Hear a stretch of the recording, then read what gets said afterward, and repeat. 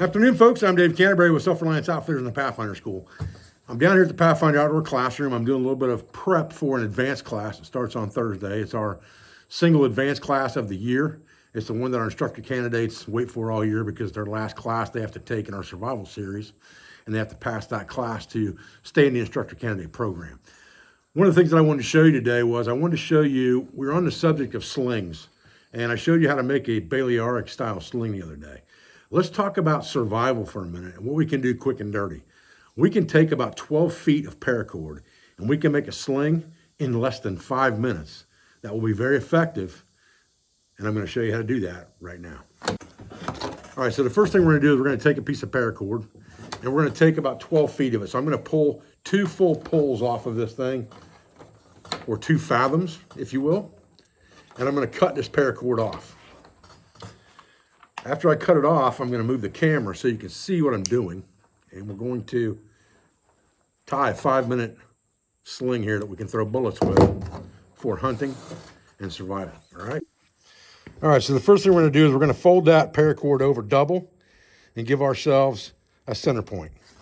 From that, we're going to make this pocket about the size of a golf ball. So let's think about the size of a golf ball sitting in a pocket, okay? We're going to take one side, we're going to pull it over the top, and we're going to hold that spot. We're going to take the other side, and we're going to pull it down the bottom, just like this. And then we're going to take the top again and pull it over the top, just like this. So now what we have is we have 1, 2, 3, 4, 5 cords here. Now we're going to gather those cords up, and we're going to take this line, and we're going to put a half hitch in this line. We're just going to turn the line over in an overhand bite and put it over the top of those, just like that. We're going to cinch it down. And then we're going to take the end of this line and we're going to go through those 2 loops.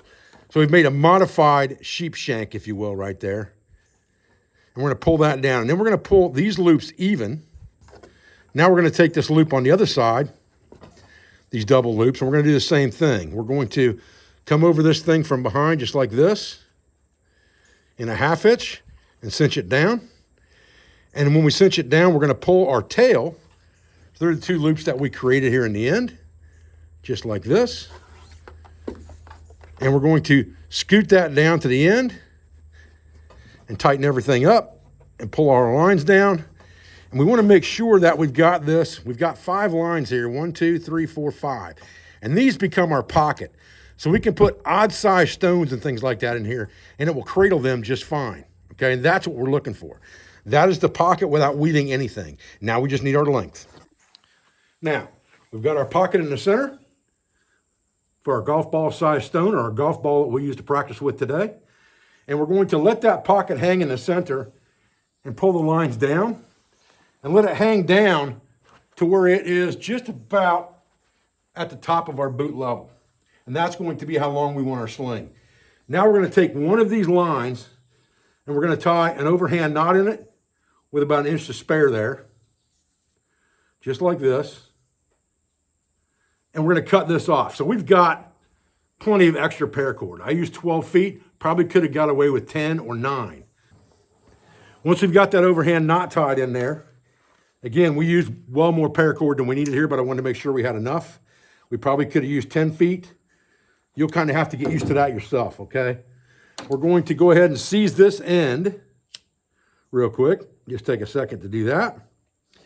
And then what we're going to do is we're going to tie an arbor knot on the end of this line by just coming back on here and tying another knot over the knot itself, or over the line itself, excuse me, so that when we come out of this thing, this is parallel, just like this. So this knot coming out is parallel to the rest of our line. And that's going to make a knot that when we pull down on it on our finger, will cinch down on our finger but won't come undone. And that's really the purpose of an arbor knot. We misuse an arbor knot a lot in the bushcraft and survival community. These knots are meant to be under constant tension.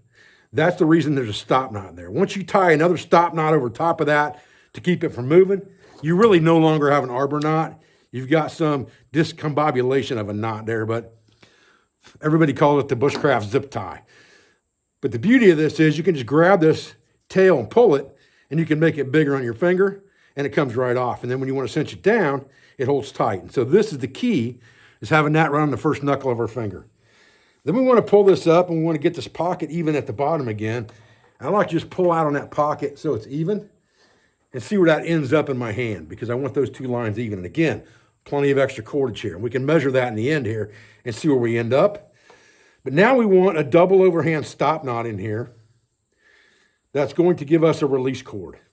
Again, it's just going through twice. Instead of making one knot, you're making two, all right? You're going through there twice.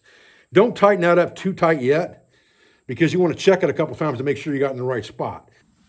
We can tighten everything down. We're ready to go. We'll cut this off and leave ourselves a little bit of tail to fray out to kind of keep it from cracking like a whip. And it'll also cushion that a little bit if it slaps you or something like that, okay?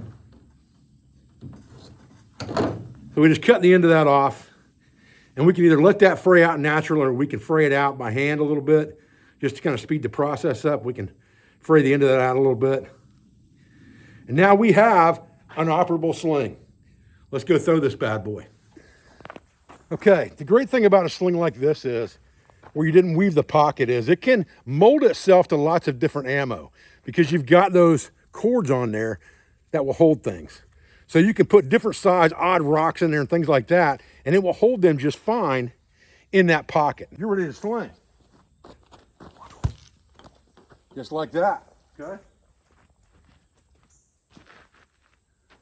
So again, it's as easy as dropping that into the pocket, spreading those lines a little bit with your hands, just like that to get them around the object that you're slinging. Grab the other end of that bad boy. Let her rip. I really like the way that split pouch fits around ammo. It seems to work really, really well, and it holds on to the ammo really well as well.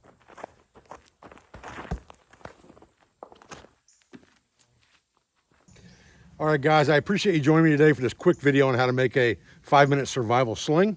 It's a very good tool to understand. Again, it takes little material to make it. We started with a 12-foot piece of paracord, probably could have easily got away with 9 feet of paracord. So you're not expending a big resource to make this thing, and it's recoverable because you're not tying any knots in it you can't get out later if you need to. I appreciate your views. I appreciate your support. I thank you for everything you do for our school, for our family, and for our business, all of our sponsors, instructors, affiliates, and friends. And I'll be back with another video as soon as I can, guys. Thanks.